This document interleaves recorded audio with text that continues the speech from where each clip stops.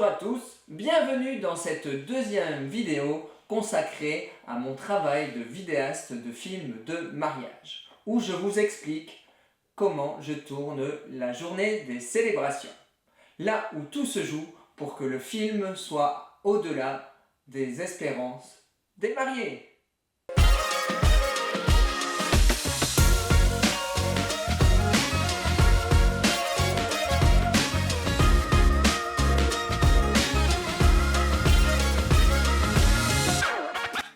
Comme expliqué dans la vidéo précédente, la rencontre avec les mariés est le terreau sur lequel je me base pour préparer la journée des célébrations. Ah, cette fameuse journée des célébrations, un beau morceau, et il s'agit de vraiment pas se planter. Il va sans dire que je suis présent dès les préparatifs. Je capte ce moment en tournant différents plans et en variant les cadres et les angles. J'aime beaucoup utiliser l'environnement qui se présente à moi, et notamment les miroirs. Il m'offre vraiment l'occasion de jouer avec les reflets et la profondeur de champ. Un vrai régal.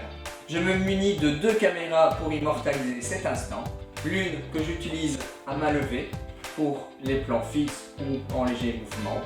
Ce sont surtout les plans concernant les personnes. Et la deuxième, installé sur stabilisateur, me permet de faire des plans plus complexes et souvent je l'utilise pour présenter les lieux, les accessoires, la robe de mariée et compagnie. Lors des préparatifs, la plupart des plans sont tournés sans aucune intervention de ma part.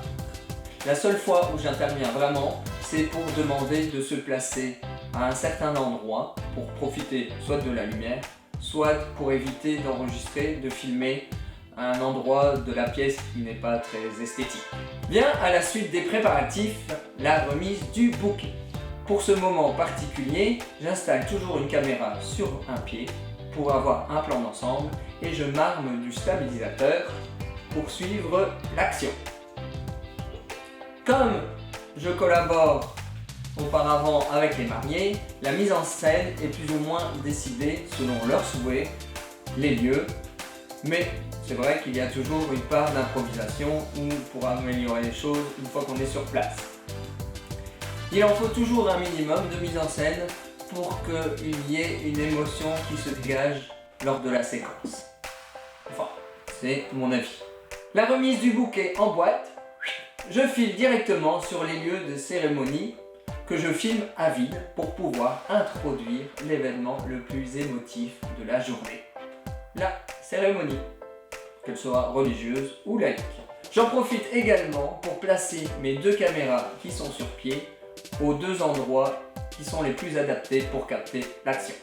Il y en aura toujours une pointée sur les mariés pour immortaliser leurs gestes et leurs émotions.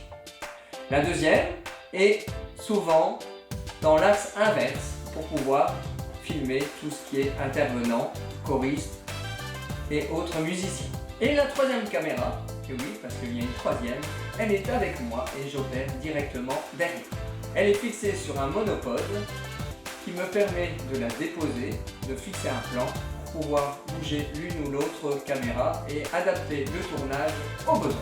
Elle se détache facilement du socle du monopode pour que je puisse la prendre en main et être au plus près des mariés. Les 3 caméras filment l'entièreté de la cérémonie. Grâce à elles, je peux avoir de la flexibilité au montage sur la succession des plans et empêcher les sauts d'axe qui empêcheraient la compréhension de la scène. Mais pas seulement, elles me permettent aussi de me couvrir dans la situation où il y a un coco qui se place devant mon objectif. Et il y en aura toujours un.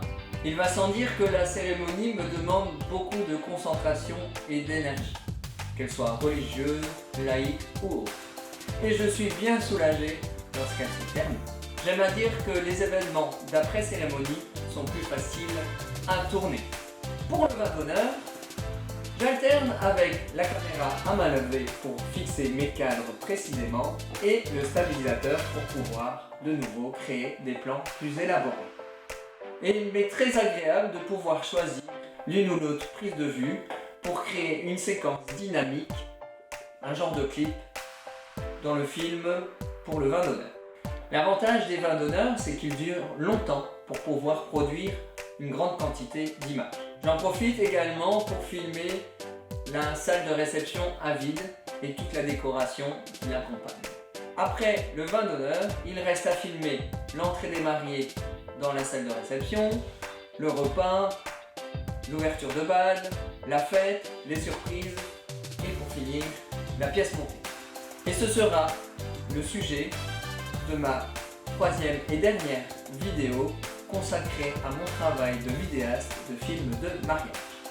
En attendant de la découvrir, je vous dis à bientôt derrière votre écran ou devant mon objectif.